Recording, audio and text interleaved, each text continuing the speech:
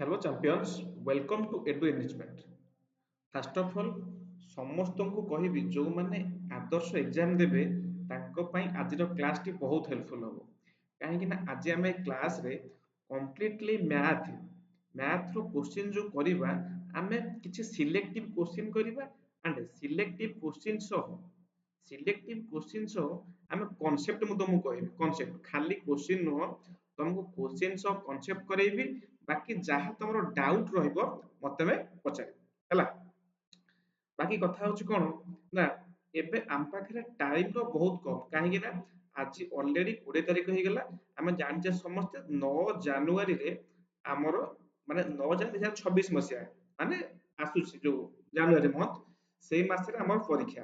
ତ ଆମ ପାଖରେ ସମୟର ବହୁତ କମ।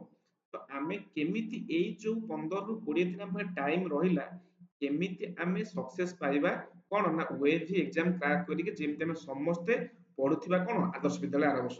ତ ସେଥିପାଇଁ କିଛି ଆମକୁ ନାହିଁ ଆମକୁ ଏଇ 15-20 ଦିନ ଟିକେ ନିଜ ଖେଳ ବୁଲ ଟିକେ ଟାଇମ କାଟି ଦେଇକିରି କେମିତି ପାଠ ପଢାରେ ମନ ଦବ। ଠିକ ଅଛି, ତ ଜମା ଲେଟ୍ କରିବିନି ତମ ଟାଇମ କୁ ୱେଷ୍ଟ କରେଇବିନି।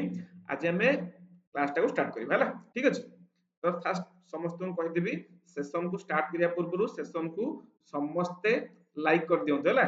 ଲାଇକ୍ କରିଦିଅନ୍ତୁ ବାକି ଯୋଉମାନେ ଚ୍ୟାନେଲ ଆଜି ଫାଷ୍ଟ ଟାଇମ ଦେଖିଲ ଫାଷ୍ଟ ଟାଇମ ଭିଜିଟ କଲ ଯେ ଫାଷ୍ଟ ଟାଇମ ଆଜି ଚ୍ୟାନେଲ କୁ ସମସ୍ତେ ଗୋଟେ ସବସ୍କ୍ରାଇବ କରିଦିଅ ହେଲା। ଓକେ, ଆଚ୍ଛା ହେଲେ ସବସ୍କ୍ରାଇବ କରିଦେଲେ କଣ ହବ ନା ତମେ କମ୍ପ୍ଲିଟଲି ୟୁଟ୍ୟୁବ ରେ ସବୁଦିନ ଆମ କ୍ଲାସ ପାଇପାରିବ। ଆମ ଯୋଉ ଡେଲି କ୍ଲାସ ହଉଛି ଇଂଲିଶ ମ୍ୟାଥ ଏସଏସଟି ଟେଷ୍ଟ ସବୁ କ୍ଲାସ ଯୋଉ ହଉଛି ତମେ ଡେଲି ଆମ କ୍ଲାସ ପାଇବ ହେଲା। ଠିକ ଅଛି, ଲେଟ୍ କରିବାନି ଷ୍ଟାର୍ଟ କରିବା, ଟେନସନ ନାହିଁ ତ। ଓକେ ଦେଖ ଫାଷ୍ଟ କ୍ୱେଶ୍ଚିନ୍ ଦେଖ ଫାଷ୍ଟ କ୍ୱେଶ୍ଚିନ୍ ଦେଲା କଣ ନା what is the area of the rectangle with length ଦେଲା କେତେ ନା length ଦେଲା ଆମକୁ 12 ସେଣ୍ଟିମିଟର and wide ଦେଲା କେତେ 8 ସେଣ୍ଟିମିଟର। ଦେଖ ପିଲେ ମୁଁ ତମ ପାଇଁ କ୍ୱେଶ୍ଚିନ୍ ବୋଥ ଇଂଲିଶ ରେ ଆଣିଛି and ଓଡିଆରେ ବି ଆଣିଛି ହେଲା। ଦେଖ ଇଂଲିଶ ରେ ଲେଖା ହେଇଛି ଅପସନ ବି, ଅପସନ ଇଂଲିଶ ରେ ଅଛି ଓଡିଆରେ ବି ଅଛି। ବା ଗୋଟିଏ ଆୟତ କ୍ଷେତ୍ରର ଦୈର୍ଘ୍ୟ 12 ସେଣ୍ଟିମିଟର ପ୍ରସ୍ଥ 8 ସେଣ୍ଟିମିଟର ହେଲେ ଏହାର କ୍ଷେତ୍ରଫଳ କେତେ। ତମେ ଓଡିଆ ମିଡିୟମ ପିଲା ହୁଅ କି ଇଂଲିଶ ମିଡିୟମ ପିଲା ହୁଅ ସମସ୍ତଙ୍କ ପାଇଁ ବି କୋଶ୍ଚିନ୍ ସେଥିପାଇଁ ସମସ୍ତେ ଦେଖିପାରିବ। ପେସେନ୍ସ ଧରିକି ଦେଖ ଜମା ବ୍ୟସ୍ତ ହୁଅନି କାହିଁକିନା ତମେ କ୍ୱିଟ୍ କରି ପଳେ ତମେ ସ୍କିପ୍ କରିଦବ ବହୁତ ସାରା କୋଶ୍ଚିନ୍ ବହୁତ ସାରା କନସେପ୍ଟ ସେଥିପାଇଁ ପେସେନ୍ସ ଧରିକି ଦେଖ। ଓକେ ତାହେଲେ ଦେଖ ଦୈର୍ଘ୍ୟ ଦେଇଛି କେତେ 12, ପ୍ରସ୍ଥ ଦେଇଛି କେତେ 8। ମୁଁ ଜାଣିଛି ମତେ ଦେଇଛି ଗୋଟେ କଣ ଆୟତ କ୍ଷେତ୍ର, ଦୈର୍ଘ୍ୟଟା ହଉଛି ଲେନ୍ଥ ବଡ ପଟଟା ବ୍ରେଥଟା ହଉଛି 8। ମତେ ମୁଁ ତମକୁ ଯେତେବେଳେ ଏରିଆ ବା କ୍ଷେତ୍ରଫଳ ପଚାରିବ ତମେ ସିମ୍ପଲ ଖାଲି ଆକୁ ମଲ୍ଟିପ୍ଲାଏ କରିଦବ କଣ ନା ଦୈର୍ଘ୍ୟକୁ ପ୍ରସ୍ଥ ସହ। ତାହେଲେ 15 into 8 is equal to କେତେ that is sir 96। ଆଚ୍ଛା ଦେଖ ଦେଖ ଦେଖ ଏଠି ଏଠି ଏଠି 96 ଅଛି ଏଠି 96 ଏଠି 96 ଅଛି। ଦେଖୁ ତା ଅପସନ ଦଉଛନ୍ତି ନା ନାହିଁ। ତାହେଲେ ସାର୍ ଏଠି ଅଛି ସେଣ୍ଟିମିଟର ଏଠି ସେଣ୍ଟିମିଟର ସ୍କୋୟାର ଏଠି ସେଣ୍ଟିମିଟର କ୍ୟୁବ। ତାହେଲେ ସାର୍ ଆନ୍ସର କୋଉଟା ବାହାରିବ ଦେଖ ଦେଖ ଏଠି ଆମର ଯୋଉ ଅଛି 12 ସେଣ୍ଟିମିଟର ରେ ଯେତେବେଳେ ସେଣ୍ଟିମିଟର ମଲ୍ଟିପ୍ଲାଏ ହବ ହେଲେ ସେ ହବ କଣ ଦ୍ୟାଟ ଇଜ ସେଣ୍ଟିମିଟର ସ୍କୋୟାର ହବ, ସିଏମ ର ସ୍କୋୟାର ହବ। ବା ଯେମିତି ଆମେ ଜାଣିଛେ x କୁ x ରେ ମଲ୍ଟିପ୍ଲାଏ କଲେ x ସ୍କୋୟାର ହଉଛି ସେମିତି cm କୁ cm ରେ ସେଣ୍ଟିମିଟର ରେ ମଲ୍ଟିପ୍ଲାଏ କଲେ କଣ ହବ ସେଣ୍ଟିମିଟର ସ୍କୋୟାର ହବ। ତାହେଲେ ଇଏ ସେମି ତ ଖାଲି ସେଣ୍ଟିମିଟର ତ ହବନି 144 ତ ହବନି। ଆଚ୍ଛା ବର୍ଗ ସେଇ ମାନେ ସ୍କୋୟାର ସେଣ୍ଟିମିଟର ଘନ ସେଇ ମାନେ କ୍ୟୁବ ସେଣ୍ଟିମିଟର। ହେଲେ ଗୋଟେ ଆନ୍ସର କିଏ ଅପସନ ସି। ହେଲେ ଭେରି ଇମ୍ପୋର୍ଟାଣ୍ଟ କ୍ୱେଶ୍ଚିନ୍ ତମେ ତରତରେ ସଡନ ମାଟି 96 ମାନେ ଜାଣିଛ ଲେନ୍ଥ ଇንଟୁ ବ୍ରେଥ ଦୈର୍ଘ୍ୟ ଗୁଣନ ପ୍ରସ୍ଥ ସମାନ କେତେ 96। କିନ୍ତୁ ଦେଖ ଏଠି 96 ଏଠି 96 ଏଠି 96 ୟୁନିଟ ୟୁନିଟ ବୁଝୁଛ ନା ତାଙ୍କ ଏକକ କଣ ନା ଦ୍ୟାଟ ଇଜ ବର୍ଗ ସେଣ୍ଟିମିଟର। ବା ଏମିତି କହିବାକୁ ଗଲେ ତମେ ବର୍ଗ ଚିତ୍ର ନିଅ ଆୟତନ ଯେକୌଣସି 2D ସେପ ର ଏରିଆ ସବୁବେଳେ କଣ ବର୍ଗ ସେଣ୍ଟିମିଟର ବା ମିଟରରେ ଆସେ ହେଲା ସ୍କୋୟାର ସେଣ୍ଟିମିଟର ଆସେ। ବୁଝିଲା ବୁଝିଲାନି ଆରେ ବୁଝୁଛି ନା ବୁଝି ହଉନି କ୍ୱେଶ୍ଚିନ୍ ଇମ୍ପୋର୍ଟାଣ୍ଟ ଆଉ ଏ ବର୍ଷ ମଧ୍ୟ ଏଇଭଳିଆ କ୍ୱେଶ୍ଚିନ୍ ଆସିବ। ସେଥିପାଇଁ ତ ମୁଁ କହୁଛି ପେସେନ୍ସ ରଖ ମୁଁ କେମିତି କ୍ୱେଶ୍ଚିନ୍ ଭଳିଆ କରୁଛି ଦେଖ ନିଜେ ପ୍ରାକ୍ଟିସ କର ହବ 100% ହବ କି ନର୍ଭସ ହୁଅନି ହେଲା। ସମସ୍ତଙ୍କ ସହ ଯୋଡି ହେଇକି ରୁହ। ନେକ୍ସଟ କ୍ୱେଶ୍ଚିନ୍ ଦେଖ ନେକ୍ସଟ କ୍ୱେଶ୍ଚିନ୍ ଦେଲା କଣ ଦେଖ ଦେଖିଲ କେତେ ଇଜି କ୍ୱେଶ୍ଚିନ୍ ଦେଇଛି 28 ର କେତୋଟି ଗୁଣ ନିୟୋଗ। ହେଲେ ଗୁଣ ନିୟୋଗ ପାଇଁ କହିଲେ କଣ ତାକୁ ଫ୍ୟାକ୍ଟର କହୁଛି ଫ୍ୟାକ୍ଟର।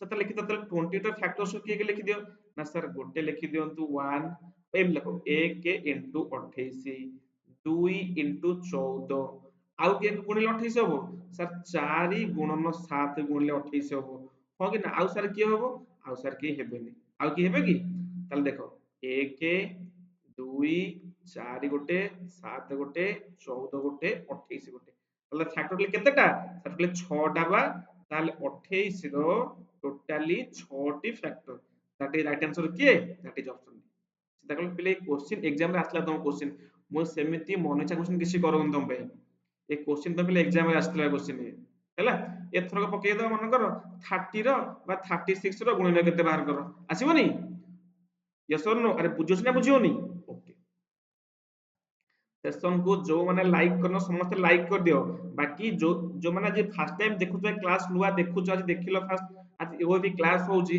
समस्त के सब्सक्राइब कर दियो हला कर दिले प्ले तम पे बेनिफिट कोन हबो ना डेली हमर जो क्लास होउची तमे कंप्लीटली सब दिन हमसे क्लास कर किछि कोठी टंका देबा पड़िबो तमे कंप्लीटली मो सो डेली क्लास कर परिबो हला आ किछि नै ओके देखो निम्नोक्त मध्यरु केउंटी एक यौगिक संख्या नुहे देखो देखो खाली यौगिक पढ़ देंगे आंसर करियो पचारि कोन यौगिक संख्या नुहे नुहे पचारची which of the following is not a composite number not a composite माने कहले कोन यौगिक सर आमे तो आगुरु क्वेश्चन करछे कोन पढिथिले मौलिक और यौगिक सर यौगिक कोन ना जहार मोर देन टू फैक्टर्स ହେଲା मोर देन टू फैक्टर्स पदी ମୁଁ କହିବି तब से ମୁଁ କହିବି सर 4 4 फैक्टर सब किए किए ना 4 1 2 4 सर ମୁଁ କହିବି 6 6 फैक्टर किए किए 1 2 3 6 ହଁ କି ନା ତ ଯିଏ ମୌଳିକ ଯିଏ ନୁହ ବା ମୌଳିକ ସଂଖ୍ୟାକୁ ଛାଡି ଦେଲେ ଯିଏ ରହିଲା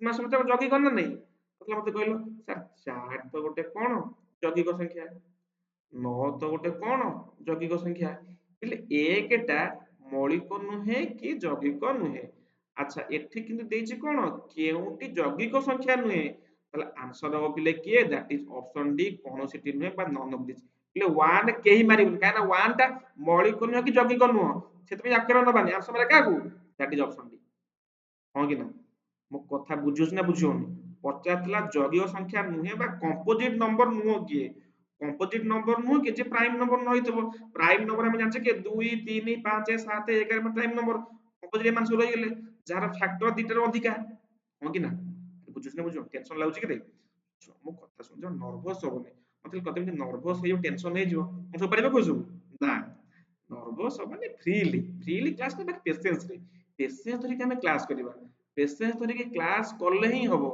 मन देकी जोग मु बुझुची तमे 4टा बेले आसुछ बाकी आज शनिवार আছে তুমি জলদি পড়ে আসथिबो बाकी हम किछ किछ स्कूल स्पोर्ट्स मु जानिछि बाकी जो 5टा बेले आसुछ टिके किछ नै एटलीस्ट 30 मिनिट बा घंटाटा आगो फास्ट तमे जो नुआ क्लास होउची तो सेतक आगो देखि दियो देन तो पाठ पढो ହେଲା बोझा तमे तमे एई 15 दिन मते तमे टाइम दे दियो 15 दिन 15 दिन मो तो डेली तमे क्लास करो टेलीग्राम रे जॉइन हे जाओ यूट्यूब रे कंप्लीटली मो तो डेली क्लास करो देखिबा तमरो केमिति वेबी न मु देखिबी हैला बाकी मते किछि पिला पचार सर जॉइन प्ले जॉइन किछि जॉइन फन किछि नै केवल मु यूट्यूब रे कंप्लीटली यूट्यूब रे ही डेली क्लास करूची तो यूट्यूब रे जॉइन होबा को पड़िबोनी तुमको ओनली चैनल को ओनली सब्सक्राइब करिवार अछि सब्सक्राइब ओनली कले कोन हबो ना तमे हमर डेली क्लास पाई परिबो सबले 5टा रे बाकी जो माने भी 5टा न करि पारलो से संध्या पर रात्रि देखिबे तुम ओनली एंड ओनली सब्सक्राइब करिवार अछि ठीक अछि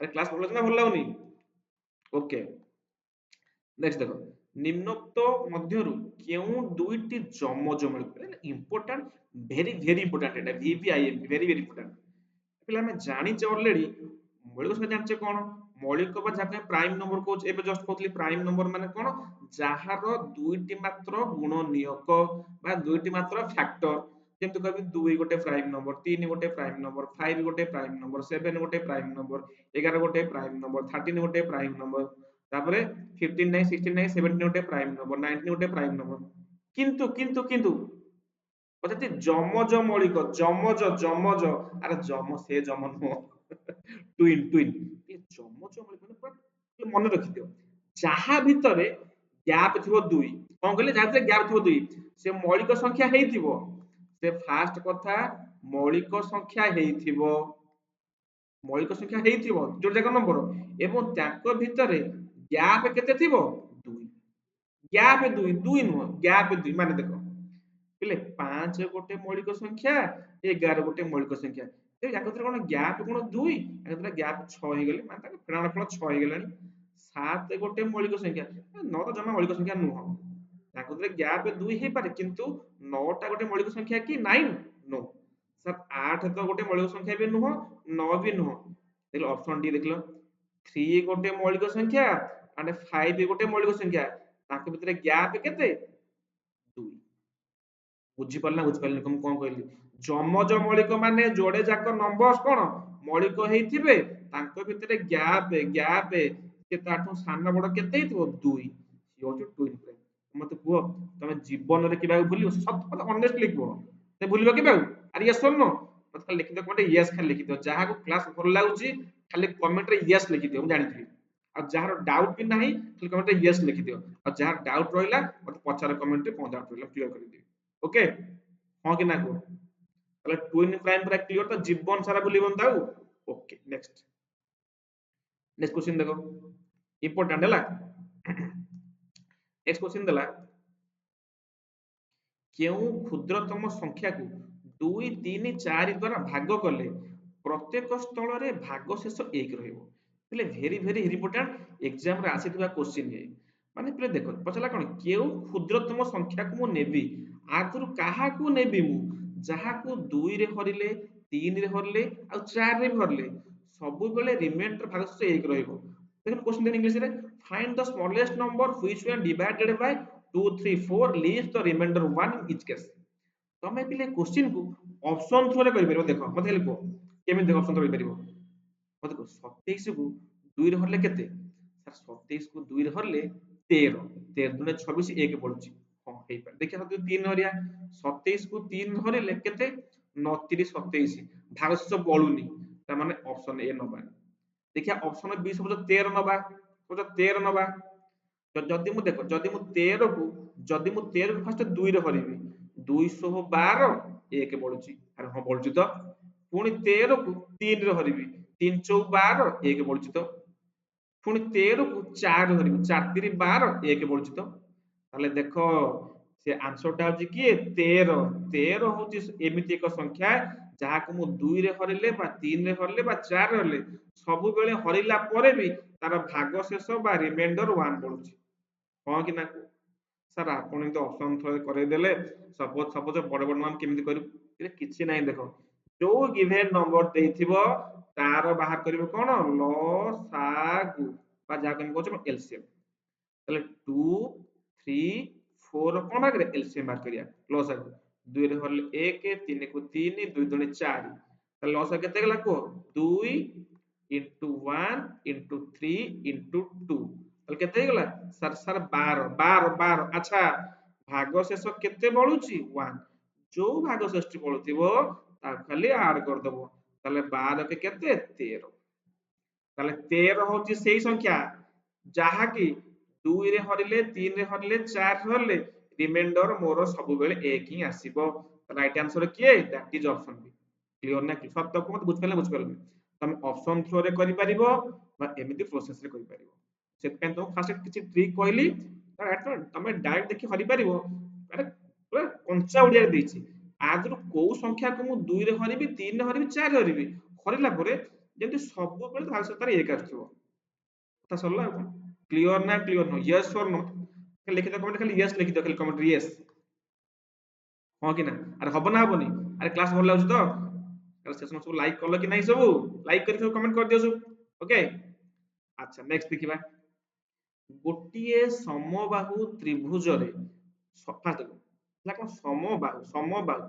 ମାନେ କଣ ତାର ସବୁତକ ବାହୁ ସମାନ ହେଇଥିବ ଯାହାକୁ ଆମେ ଇଂଲିଶରେ କହୁଛେ କଣ ଦ୍ୟାଟ ଇଜ ଇକ୍ୱିଲାଟରାଲ ଟ୍ରାଙ୍ଗେଲ ମାନେ ସବୁତକ ବାହୁ ତାର ସମାନ ହେଇଥିବ ଇଏ ଯଦି 5 ହବ ଇଏ ବି 5 ହବ ଇଏ ବି 5 ହବ ଇଏ 10 ହେଲେ ଇଏ 10 ହବ ଇଏ ବି 10 ହବ ତାହେଲେ ଅତି ବେଶୀରେ କେତୋଟି ସମକୋଣ ଆରେ ପାଗଳା ସମକୋଣ କୁଆଡେ ଆସିବ ଆମେ ଜାଣିଛେ ଗୋଟେ ସମବାହୁ ତ୍ରିଭୁଜ ବା ଇକ୍ୱିଲାଟରାଲ ଟ୍ରାଙ୍ଗେଲ ଇଚ୍ ଆଙ୍ଗେଲ ଇଚ୍ କୋଣ ତାର କେତେ ଡିଗ୍ରୀ ନା ସାର୍ ସବୁବେଳେ 60 ଡିଗ୍ରୀ ସବୁବେଳେ 60 ଡିଗ୍ରୀ ଇଏ 60 ଇଏ ବି 60 ନା ଯେହେତୁ ସବୁତକ ବାହୁ ସମାନ ଅଛନ୍ତି ତ ୟାଙ୍କର ତିନି ଯାକ କୋଣ ସବୁ ସେମ ରହିବେ 60 60 60। ବୋଲେ ସମକୋଣ କହିଲେ କେତେ ଡିଗ୍ରୀ ସାର୍ 90 ଡିଗ୍ରୀ। ସାର୍ ତାହେଲେ 90 ଡିଗ୍ରୀ ଏଠି ଆସିବ କି? नो ସାର୍ ଆସିବନି। ତାହେଲେ ଗୋଟିଏ ସମବାହୁ ତ୍ରିଭୁଜରେ ଅତି ବେଶୀରେ କେତେ ସମକୋଣ ରହିବେ? That is 0 0 0 0। ହେଲେ କୌଣସିଟି ନୁହଁ ମାରିବନି କାରଣ ଯେହେତୁ ଜିରୋ ଏଠି ଅପସନ ଅଛି ସେଥିପାଇଁ ତ ଜିରୋ ମାରିବ। ଯଦି ଏଠି ଜିରୋ ନଥାନ୍ତା ତ ମାରିଥାନ୍ତା କଣ ଅପସନ କୌଣସିଟି ନୁହେଁ, କିନ୍ତୁ ଯେହେତୁ ଆମର ଅପସନରେ ଜିରୋ ଟି ଅଛି ଏଟା ଜିରୋ। ଆରେ ବୁଝିଲା ନା ବୁଝିଲାନି? ପଚାରିଥିଲା କଣ how most many sorry at most how many right angle ସମକୋଣ କେତୋଟି ରହିବ ଇନ୍ କୋଉଥିରେ ଇକ୍ୱିଲାଟରାଲ ଟ୍ରାଙ୍ଗେଲ ରେ। ଇକ୍ୱିଲାଟରାଲ ଟ୍ରାଙ୍ଗେଲ ରେ କଣ ନା ଜମା ବି ସମକୋଣ ନାହିଁ, କାହିଁକି ନା ୟାଙ୍କ ଭିତରେ ସମସ୍ତଙ୍କ ଆଙ୍ଗେଲ 60 ଡିଗ୍ରୀ ଲେଖା। ଏଠି 90 ଡିଗ୍ରୀ ଆଙ୍ଗେଲ କୁଆଡେ ଆସିବ? ସେଥିପାଇଁ କଣ answer that is 0 T angle. Clear ନା? ଆରେ ସତ କୁହ ବୁଝିପାରୁଛ ନା ବୁଝିପାରୁନ ମ? ହଁ କି ନା? ନର୍ଭସ ହଉନ ତ? କମ୍ପ୍ଲିଟଲି ପୁରା ବିନ୍ଦାସ ରେ କର। ଦେଖିବା ତମର କେମିତି ଆଦର୍ଶ ନ ହବ। ହବନି କଣ ତମେ କହିଲେ ତମେ ସବୁଦିନ ଯୋଉ କ୍ଲାସ ହଉଛି ଖାଲି ମ୍ୟାଥ ବି କହୁନି, ଇଂଲିଶ କ୍ଲାସ ହଉଛି, ଆମର ସାଇନ୍ସ କ୍ଲାସ ବି ହଉଛି, ସାଇନ୍ସ କ୍ଲାସ ତମେ ଦେଖିବ ଏସଏସଟି କ୍ଲାସ ବି ହଉଛି, ସୋସିଆଲ ସାଇନ୍ସ କ୍ଲାସ ହଉଛି। ଯୋଉମାନେ ପ୍ରିଭିୟସ କ୍ଲାସ ସବୁ ନ ଦେଖିଛ ଚ୍ୟାନେଲର ପ୍ଲେ ଲିଷ୍ଟ କୁ ପଳାଅ, ସେଠି ତମେ ବହୁତ ସାରା କ୍ଲାସ ପାଇବ ହେଲା। ବାକି ଏବେ କଣ୍ଟିନ୍ୟୁ ତମେ ମୋ ସହ ଡେଲି କର ଅପ ଟୁ ତମର 8 ଜାନୁଆରୀ ରାତି ଯାଏ ହେଲା। ମୁଁ ସବୁଦିନ କ୍ଲାସ କରୁଛି ୟୁଟ୍ୟୁବ ରେ ହେଲା। ଓକେ ଦେନ୍ ନେକ୍ସଟ ଦେଖ, ନେକ୍ସଟ ହେଲା ଇନ୍ ଆନ୍ ଅବଟ୍ୟୁଜ ଆଙ୍ଗେଲ ଟ୍ରାଙ୍ଗେଲ। ଦେଖ ଅବଟ୍ୟୁଜ ଅବଟ୍ୟୁଜ ମାନେ କଣ? ସ୍ଥୂଳ କୋଣୀ ସ୍ଥୂଳ କୋଣୀ ସ୍ଥୂଳ କୋଣୀ ମାନେ କଣ? ଯାହାର ଆଙ୍ଗେଲ 90 ରୁ ଅଧିକା 90 ରୁ ଅଧିକା 90 ରୁ ଅଧିକା। ଆରେ ମନେ ଅଛି ତ? ମନେ ଅଛି ତ? Okay in obtuse angle triangle at most how many acute angle can be there. Question ମାନେ ଏତେ ମିଠା କୋଶ୍ଚିନ୍ ଦେଖ, ଗୋଟିଏ ସ୍ଥୂଳକୋଣୀ ତ୍ରିଭୁଜରେ ଅତି ବେଶୀରେ କେତୋଟି ସୂକ୍ଷ୍ମକୋଣ ରହିପାରିବ? ପିଲା ପଢିକି ପୁରା କାପାକାପି ହେଇଯିବେ ସାର୍ କଣ ସ୍ଥୂଳକୋଣ ସୂକ୍ଷ୍ମକୋଣ ମିଶିବା ସବୁ କିଛି ନାହିଁ। ଫାଷ୍ଟ ଦେଖ ଦେଇଛି କଣ, ଗୋଟିଏ ସ୍ଥୂଳକୋଣୀ ତ୍ରିଭୁଜ ମତେ ଫାଷ୍ଟ କୁହ ଆଗ ସ୍ଥୂଳକୋଣୀ ମାନେ କଣ? ତାର ସ୍ଥୂଳକୋଣୀ ତ୍ରିଭୁଜ ମାନେ ତାର ଗୋଟିଏ କୋଣ 90 ଡିଗ୍ରୀରୁ ଅଧିକ ହୋଇଥିବ, ଅଧିକ ଅଧିକ ଅଧିକ ହୋଇଥିବ। ତାମାନେ ଦେଖ ମୁଁ ଟ୍ରାଙ୍ଗେଲ ଡ୍ର କରିଦେଲି, ଦେଖ ମୁଁ ଟ୍ରାଙ୍ଗେଲ ଡ୍ର କରିଦେଲି, ଟ୍ରାଙ୍ଗେଲ ଡ୍ର କରିଦେଲି। ସପୋଜ ଇଏ ମୋର ୟାକୁ ନେଇଗଲି 110 ଡିଗ୍ରୀ, ଇଏ ମୋର ମନେକର ନେଇଗଲି 50 ଡିଗ୍ରୀ, 50 60 ହେଲେ ୟାକୁ ନେଇଗଲି 20 ଡିଗ୍ରୀ। ହଁ କି ନା? ମତେ ଖାଲି କୁହ ଯେହେତୁ ଆର ଏ ଟ୍ରାଙ୍ଗେଲ ରେ ଗୋଟେ ଆଙ୍ଗେଲ ମୋର 110 ଡିଗ୍ରୀ ଅଛି ତ ଏଇଟା କେଉଁ ପ୍ରକାର ତ୍ରିଭୁଜ ହବ? ଦ୍ୟାଟ୍ ଇଜ ଅବଟ୍ୟୁଜ ଆଙ୍ଗେଲ ହବ। କାହିଁକି ନା ଆମେ ଜାଣିଛେ ସାର୍ ଅବଟ୍ୟୁଜ ଅବଟ୍ୟୁଜ ଲେଖି ଦଉଛି ଦେଖ ସ୍ଥୂଳକୋଣୀ ମାନେ କଣ 90 ରୁ ଅଧିକ ଅଧିକ, ସୂକ୍ଷ୍ମକୋଣୀ ମାନେ 90 ରୁ କମ, ଆଉ ସମକୋଣ କହିଲେ ପୁରା ପ୍ରପର 90 ଡିଗ୍ରୀ। ତାହେଲେ ଇନ୍ ଅବଟ୍ୟୁଜ ଆଙ୍ଗେଲ ସ୍ଥୂଳକୋଣୀ ତ୍ରିଭୁଜରେ ଅତି ବେଶୀରେ କେତୋଟି ସୂକ୍ଷ୍ମକୋଣ ରହିପାରିବ? ସୂକ୍ଷ୍ମ କେତେଟା ରହିପାରିବ? ଦେଖୁନ ଏଠି ଗୋଟେ 50 ଡିଗ୍ରୀ ଅଛି, ଏଠି ଗୋଟେ 20 ଡିଗ୍ରୀ ଅଛି, ତାହେଲେ ଇଏ ଦିଟା ତ ରହିପାରିବ ଆଉ କଣ? ତାହେଲେ କେତୋଟି? ଦ୍ୟାଟ୍ ଇଜ 2ଟି। କାହିଁକି ନା ଆମେ ଯଦି ସୂକ୍ଷ୍ମକୋଣ ମାନେ 90 ଡିଗ୍ରୀରୁ କମ, ଦେଖୁନ 50 ଟା 90 ରୁ କମ, କୋଉଟା 90 ରୁ କମ, ତ ଦ୍ୟାଟ୍ ଇଜ ଗୋଟେ ସ୍ଥୂଳକୋଣୀ ବା ଗୋଟେ ଅବଟ୍ୟୁଜ ଆଙ୍ଗେଲ ଟ୍ରାଙ୍ଗେଲ ରେ କେତୋଟି ଆକ୍ୟୁଟ ଆଙ୍ଗେଲ ରହିପାରିବେ? ଦ୍ୟାଟ୍ ଇଜ 2ଟି। ଆରେ ବୁଝିଲା ନା ବୁଝିଲାନି? ହଁ କି ନା? ଜମା ଡାଉଟ ରହିବନି। ଅବଟ୍ୟୁଜ କହିଲେ ଅବଟ୍ୟୁଜ ବା କଣ ସ୍ଥୂଳ କୋଣ, ସ୍ଥୂଳ କୋଣ କହିଲେ କଣ ନା ସବୁବେଳେ ଗ୍ରେଟର ଦ୍ୟାନ 90 ହେଲା, 90 ରୁ ସବୁବେଳେ ଅଧିକ। ଆକ୍ୟୁଟ କହିଲେ 90 ରୁ ସବୁବେଳେ କମ, 90 ରୁ ସବୁବେଳେ କମ, ଆଉ ରାଇଟ ଆଙ୍ଗେଲ କହିଲେ ପ୍ରପର 90 ଡିଗ୍ରୀ। ହଁ କି ନା? ବୁଝୁଛି ନା ବୁଝିବନି? ସୂକ୍ଷ୍ମ କୋଣ ସ୍ଥୂଳ କୋଣ ସମକୋଣ ପିଲେ କ୍ୱେଶ୍ଚିନ୍ ଏ ବର୍ଷ ଏକ୍ସାମ ରୁ ଆସିବ ହିଁ ଆସିବ ଟପିକ ରୁ ଗ୍ୟାରେଣ୍ଟି ହେଲା। ଓକେ ନେକ୍ସଟ ଦେଖ, क्वेश्चन तुम लैंग्वेज खाली बुझ, लैंग्वेज खाली बुझ। देखो ଦେଇଛି କଣ, what is the name of the line segment joining 2 point on the circumference of a circle passing through center? ତାର କଣ ମତ ଲାଗୁଛି ବୁଝିପାରିଲେ ଏତେ କଥା କଣ? ଓଡିଆରେ ପଢା ହଉଛି ଦେଖ, କେନ୍ଦ୍ର ବିନ୍ଦୁ ମଧ୍ୟ ଦେଇ ବୃତ୍ତର ପରିଧି ଉପରିସ୍ଥ ଦୁଇଟି ବିନ୍ଦୁକୁ ଯୋଗ କରୁଥିବା ରେଖାଖଣ୍ଡର ନାମ କଣ? କିଛି ନାହିଁ। ଦେଖ ତମର ଲାଙ୍ଗୁଏଜ ଦେଖ, ଇଏ ମନେକର ଗୋଟେ ବୃତ୍ତ, ମୋର କଣ ଇଏ ଭୂତ, ଆରେ ଭୂତ ନ ବୃତ୍ତ, ବୃତ୍ତ କଣ ଇଏ ବୃତ୍ତ କଣ ଦ୍ୟାଟ୍ ଇଜ ବୃତ୍ତ। ବୃତ୍ତର ଏଇଟା ହଉଛି କଣ ମୋର କେନ୍ଦ୍ରବିନ୍ଦୁ, କେନ୍ଦ୍ରବିନ୍ଦୁ। ସେ ପଚାରିଲା କଣ କେନ୍ଦ୍ରବିନ୍ଦୁ ମଧ୍ୟ ଦେଇ ବୃତ୍ତର ପରିଧି, କହିଲେ ପରିଧି କହିଲେ ଏଇ ତ ଏଇ ଯୋଉ ବାଉଣ୍ଡ୍ରି ଯାକୁ ଆମେ ପେରିମିଟର ସର୍କମଫରେନ୍ସ କହୁଛେ। ବୃତ୍ତର ପରିଧି ଉପସ୍ଥିତ ଦୁଇଟି ବିନ୍ଦୁ, ମନେକର ଏଠି ଗୋଟେ ବିନ୍ଦୁ ରହିଲା, ଏଠି ଗୋଟେ ବିନ୍ଦୁ ରହିଲା। ଏଇ କେନ୍ଦ୍ରବିନ୍ଦୁ ମଧ୍ୟ ଦେଇ ଏଇ କେନ୍ଦ୍ରବିନ୍ଦୁ ମଧ୍ୟ ଯେ ଏଇ ଲାଇନଟା ଏମିତି ଗଲା, ଏଇ ଯୋଉ ଲାଇନଟା ରୁହ, ଏଇ ଲାଇନଟା ଏଇ ଲାଇନଟା ଏମିତି ଗଲା, ତାହେଲେ ୟାକୁ ଆମେ କଣ କହୁଛେ କି ରେ ପିଲେ?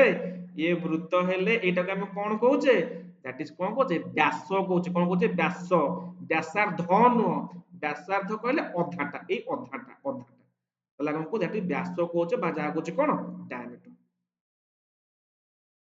ବୁଝିଲା ନା ବୁଝିଲାନି ମତେ କୁହ, ହଁ କି ନା? ଦେଖ ହ୍ୱାଟ ଇଜ, ଆଉ ଥରେ ଦେଖ, what is the name of the line segment? ଗୋଟେ line segment joining two point on the circumference. Circumference ଉପରେ, ଏ ସରକମଫରେନ୍ସ ଉପରେ ଦିଟା ପଏଣ୍ଟ ଅଛି, ଯିଏ କି ଏଇ ସେଣ୍ଟର ଦେଇକି ଗତି କରିବ, ତାକୁ ଆମେ କହିବା ଦ୍ୟାଟ ଇଜ ଡାୟାମିଟର କହିବା। ଆଉ ରାଡିୟସ କହିଥିଲେ କଣ? ଅଧାଟା, ଏଇ ଅଧାଟା, ଏଇ ଅଧା ହେଇଥିଲେ ରାଡିୟସ ହେଇଥାନ୍ତା। ତାହେଲେ ଆନ୍ସର କିଏ? ଦ୍ୟାଟ ଇଜ ବ୍ୟାସ ବା ଡାୟାମିଟର। ମତେ କୋଶ୍ଚିନ ଇଜି ନା ଇଜି ନୁହଁ? ହେଲେ କୋଶ୍ଚିନ ଏକ୍ସାମ ରେ ଆସିଥିବା କୋଶ୍ଚିନ ମୁଁ ମନକୁ କରୁନି ଏଗୁଡାକ, ସେଥିପାଇଁ ତମେ ସବୁ କନସେପ୍ଟ କ୍ଲିୟର ହୁଅ। ବ୍ୟାସ କିଏ? ବ୍ୟାସ, ଆଚ୍ଛା ସାର୍ କଡ ଅଛି କିଏ? କଡ, କଡ ବା ଯାହାକୁ ଆମେ ଯା କହୁଛେ, ଦେଖ ଇଏ ହଉଛି ମୋର ସେଣ୍ଟର। ସେଣ୍ଟର ନ ଦେଇକି ଯଦି ଏମିତି ଦିଟାକୁ ଦିଟା ସର୍କଲ ଗୋଟେ ଲାଇନ ଡ୍ର ହେଇଥିବ, ତାକୁ ମୁଁ କହିବି କଣ? ଯା ବା କଡ କହିବି। ବା ଏମିତି ତମେ କହିପାରିବ, ଏମିତି କଟା ହେଇଛି ଗୋଟେ ପିସ୍, ଏଇ ପିସଟା କଟା ହେଇଛି, ଏଇ ଯୋଉ ଲାଇନଟାକୁ ଯା କହିବା। କଣ କହିବା? ଯା। ଏଟା ମନେ, ତମେ ଖାଲି ଏତିକି ମନେ ରଖ, ରାଡିୟସ କାହାକୁ କୁହନ୍ତି, ଡାୟାମିଟର କାହାକୁ କୁହନ୍ତି, ବ୍ୟାସାର୍ଧ କାହାକୁ କୁହନ୍ତି, ବ୍ୟାସ କାହାକୁ କୁହନ୍ତି। ହବ ନା ହବନି? କ୍ଲିୟର ନା? ହଁ କି ନା? ଓକେ। ଦେଖ ଭେରି ଇମ୍ପୋର୍ଟାଣ୍ଟ क्वेश्चन ଆଉ ବେଷ୍ଟ क्वेश्चन ଟା ଦେଖ ଗୋଟେ, ଯଦି ଯଦି ଇଫ ଦ ଭେହିକିଲ, ଟିକେ ସଲ୍ଭ କରି ଦଉଚି ଦେଖ, ଇଫ ଦ ଭେହିକିଲ, ଦେଖ क्वेश्चन ମୁଁ କହିଛି ନା, क्वेश्चन ଇଂଲିଶ ରେ ଅଛି, ଓଡିଆରେ ବି ଅଛି ହେଲା। ଗୋଟିଏ ଗାଡି 6 ଘଣ୍ଟାରେ 90 କିଲୋମିଟର ଗଲା, ତାହେଲେ ଦେଖ if a vehicle cover a distance 90 kilometer in 6 hours, 6 ଘଣ୍ଟାରେ 90 କିଲୋମିଟର ଗଲା, then how much distance it cover in 9 ଘଣ୍ଟାରେ? ତାହେଲେ 9 ଘଣ୍ଟା କେତେ ବାଟ ଯିବ? 6 ଘଣ୍ଟା ଗଲା 90 କିଲୋମିଟର, 9 ଘଣ୍ଟା କେତେ ଯିବ?